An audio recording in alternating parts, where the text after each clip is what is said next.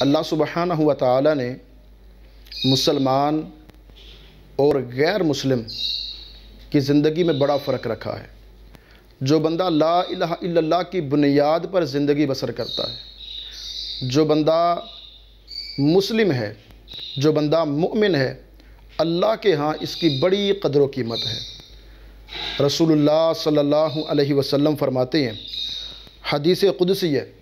انس بن مالک رضی اللہ تعالی عنہ اس حدیث کو مرفوعاً ذکر کرتے ہیں۔ اللہ کے نبی علیہ الصلاۃ والسلام نے فرمایا، اللہ فرماتے ہیں، یا ابن آدم، اے ابن آدم، انک لو اتیتنی بقراب الارض خطایا، اگر زمین کے چاروں اطراف پوری زمین بھر کے تو گناہ لے کے آئے میرے پاس، اور ان گناہوں کے اندر صرف شرک نہ ہو، لا تشرک بی شیئا، تو میرے ساتھ شرک نہیں کرتا۔ مسلمان کی زندگی کتنی پاکیزہ ہے، لا الہ الا اللہ کی بنیاد پر زندگی بسر کرنے والا، اللہ کی الوہیت، ربوبیت، اسماء و صفات، حقوق میں پختہ اعتقاد کے ساتھ اللہ اکبر ایمان لانے والا، اعتراف کرنے والا، اگر وہ اللہ کے ساتھ شرک نہیں کرتا، زندگی کے اندر گناہ ہو رہے ہیں، غلطیاں ہو رہی ہیں،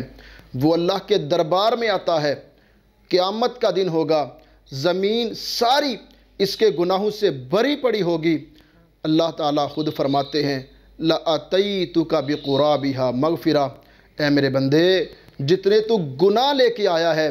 اس سے زیادہ مغفرت کے ساتھ میں تیرا استقبال کروں گا۔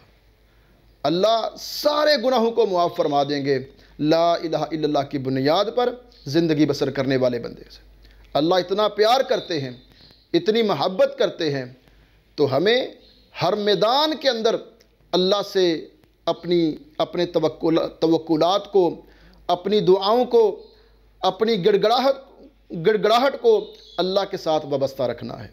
اللہ کے سامنے جھکتے رہیں اور اللہ کا شکر ادا کرتے رہیں کہ اللہ نے مسلمان پیدا کیا ہے، اور زندگی بسر کرنی ہے تو لا الہ الا اللہ کی بنیاد پر کریں، اپنے آپ کو خفیہ اور اعلانیہ شرک سے محفوظ رکھیے، اس کے اندر خیر اور بلائی ہے۔ اللہ سمجھ کر عمل کی توفیق عطا فرمائے۔